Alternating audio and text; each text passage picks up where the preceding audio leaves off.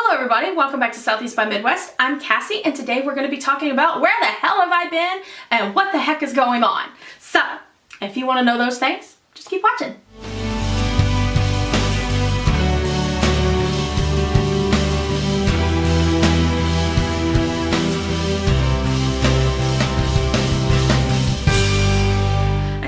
A little bit in some other videos, but I don't know exactly what's gone up, what hasn't gone up, what I'm not going to put up, all that jazz. So I thought I would put it into one video for you. Towards the beginning of November, well actually before that, Travis was having problems with like his chest, and at the time we just thought that it was basically like a really bad chest cold, bronchitis, something along those lines.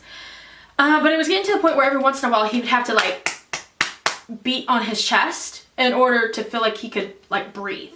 So we decided we were going to go to a doctor, and we were trying to get him into a doctor to get him in to be seen. But all of the doctors in our area were full and we're not accepting new patients. So, but we were trying to avoid going to an emergency room because it's so expensive. Fast forward to the beginning of November, and Travis is a bigger guy. If you've seen him on my channel or in the photos, he is a bigger guy. However, for a bigger guy, he's always had like low blood pressure, he does not have diabetes, he does not have bad cholesterol, and he moves really well for someone his size. I mean, he doesn't walk super fast, like I'm a speed walker and he cannot keep up with me, but he walks at a normal person's pace. Let's say that, let's phrase it that way. An average person, there we go, average person's pace. So whatever an average person walks at, he can usually keep up with an average person. However, we had gone up to the school one day for him to go talk to his professor because he was doing independent study classes, which means that he only met with the professor every once in a while, not every day. So he went up to go meet with him, and it literally took him 45 minutes to walk down like 3 doorways. So he made it down there, and he just kept feeling like he couldn't stay still. So we decided we were going to go to the emergency room. So it took him almost even longer to walk that same way back. So we got there, we got to the emergency room, and he felt like he couldn't get out of the car. And he's never been one to accept help, and he accepted the help of a wheelchair. So they take him in, and when he told them that they had chest pain, they decided to move him to the front of triage. So they triaged him, and they yellow carded him because his heart rate was at 200, spiking towards the 300s. So they immediately admitted him into critical care. And I mean, they had crash cart, they had the little crash cart things on his chest in case he flatlined, you know, all that kind of stuff. So, and they started preloading him with medications to try to bring the heart rate down, and it was not coming down. So we were in critical care just about all night. And I mean, we got there at like 12 or 1 o'clock in the afternoon, and we did not make it up into the room and when they actually admitted us into the actual hospital until 8 o'clock. So basically he was diagnosed with AFib, and AFib is basically where the top part of your heart is doing this and it's not talking correctly to the bottom part, which is doing this.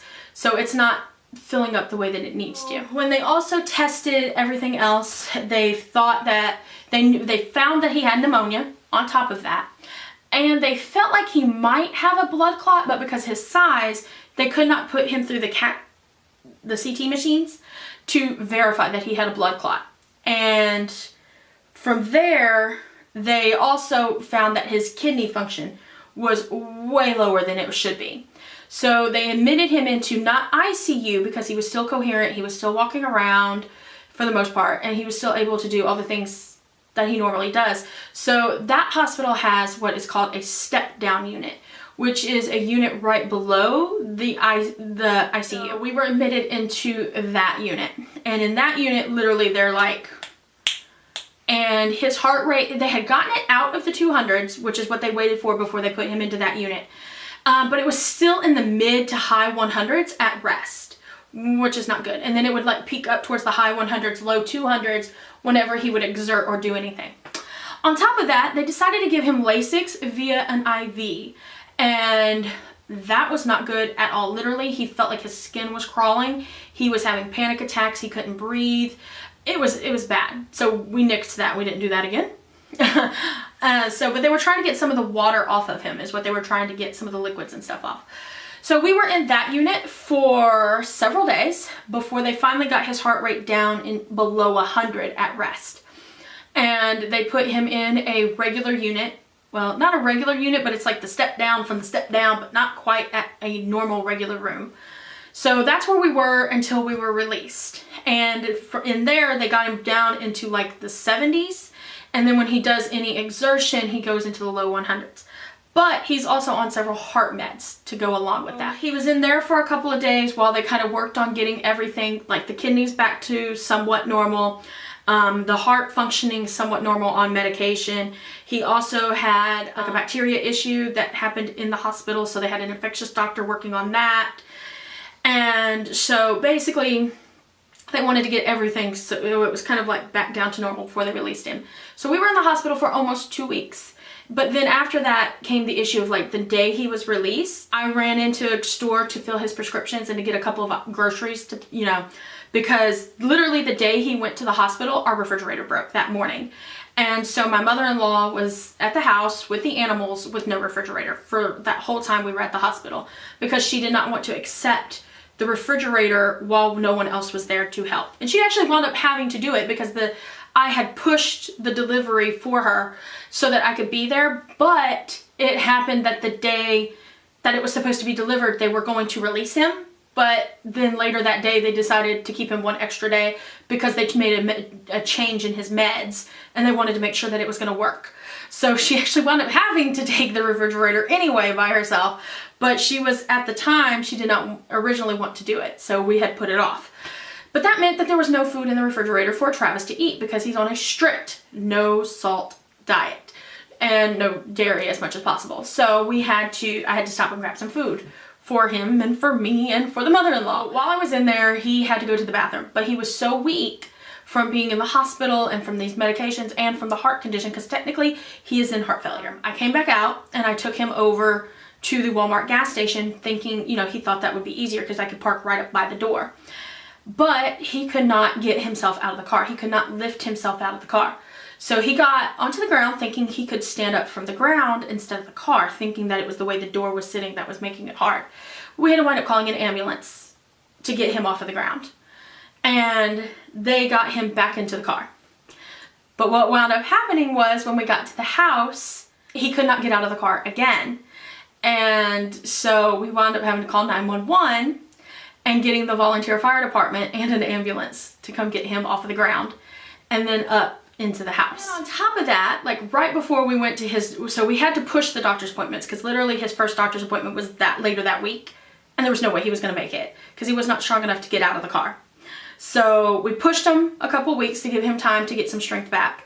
And it wound up happening that literally earlier in the week, for the week that he's supposed to go to his first appointment, he sat on something that was low and then could not get up off of it, back to the floor, back to calling the fire department, the volunteer fire department, and an ambulance to get him up again. And that was only like a couple weeks ago. So he had his cardiologist appointment first, at which point they told him that they don't think he'll ever come out of AFib and that he's probably permanently disabled because of it. And then they gave us the license plate for like with the wheelchair on it, the permanent one for your car, and that hit him because like his dad had cancer and was getting like chemo, radiation, and died of cancer.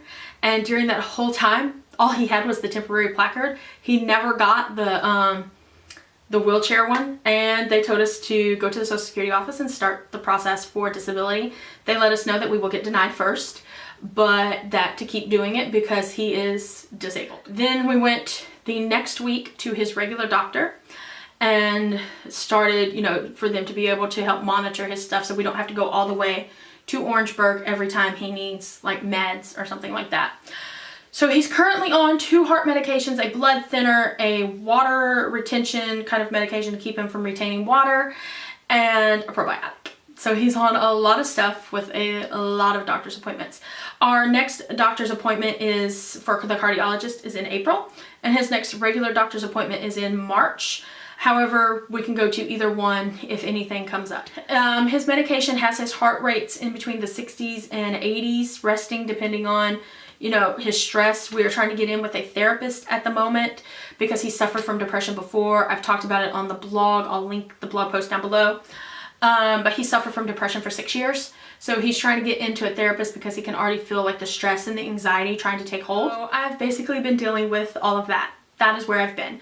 When we got the news for the permanently disabled, we decided that I was going to take, even though I had literally right before his doctor's appointment filmed like 6 videos, we decided to go on ahead and shelve those and just take the rest of December off and just kind of spend time together as like a couple and a family. And let's talk about my channel though. Over the past couple of years, I've tried to make YouTube work, and something has always come up and made it where things fall to the side. I go months without filming. That is not happening anymore. I have basically chosen 2019. You know how you do that whole choose a word and that's your word for the year? My word for the year is consistent, and I mean that in all areas of my life. I want to be more consistent in schoolwork. I want to be more consistent with my blog and YouTube. I want to be more consistent with Travis, with the animals, with everything, with my makeup, all of it. I want to be more consistent just in general. So what that means is I have a Monday, Wednesday, Friday upload schedule, and I'm going to try to keep with that. So I'm going to try to pre-film as much as I can in sections so that if something happens, I will have some backup videos that I can go to say, oh, here, that is what I'm wanting to do with my channel. I want to make a go of my channel because while I'm currently doing this for fun, I make no money off of YouTube, I would love to get to a point where I can do this as at least where it would make it where I only had to work part-time so that I can spend more time with Travis, with the animals, and helping him with his heart condition. So that is what I'm doing with my channel. You're going to see more videos. But what this means is because of the heart condition and the meds and the doctor's appointments and things that we were not foreseeing, I'm not going to be buying a lot of products. So feel free to hit that unsubscribe button if the only thing you're here for is my take on new products. Samantha March does a will I buy it. I'm thinking about doing a would I buy it, because I can straight up tell you now, I'm not going to be buying a lot of anything. Anything. Like, I've lost like over 60 pounds through all of this process, and my clothes are literally falling off of my body, but I cannot afford to go buy new clothes. So we're just making it work with what the good Lord gave us. So I'm not going to be buying a lot of makeup, but I'm still going to put out videos. So what you're going to see here in a few days is a get ready with me where I used products that, like for instance this here, I used this for my contour. I don't even want to talk about it. I've mentioned it over like 4 videos now, but I used this contour palette. I bought this in the end of 2017, maybe the beginning of 2016 or beginning of 2018 to try it out and review it and tell you what I thought of it. If you go look at my YouTube channel, whenever the Cassie Holmes palette went up, I had gotten this right after that to try because I had gotten the Cassie Holmes, loved it, and I was like, oh, let me get this and let me see if, you know, try and see if it's something I should recommend to him. But then something happened, I never got around to using it, and it just got stuck somewhere and I don't know where it went, and I found it. So it was sitting on the floor in a pile of stuff just now, and I was like, okay, so I'm trying out a new lip product. Well, okay, so I wasn't trying out the new lip product. I've already tried that 3 times before this video. But I was trying out a new eyeshadow palette, a new highlight palette. I was trying out a new setting spray, a new primer, a new mascara, a new brow product. So I was like, let me try that. So that's kind of what I'm going to do. I'm going to be, you know, using products that aren't new, but are new to me, as in they've been in my stash for a while, but I've never gotten the chance to use them. And I literally can make videos for days about that. Literally, if I took, I keep saying literally, I'm sorry.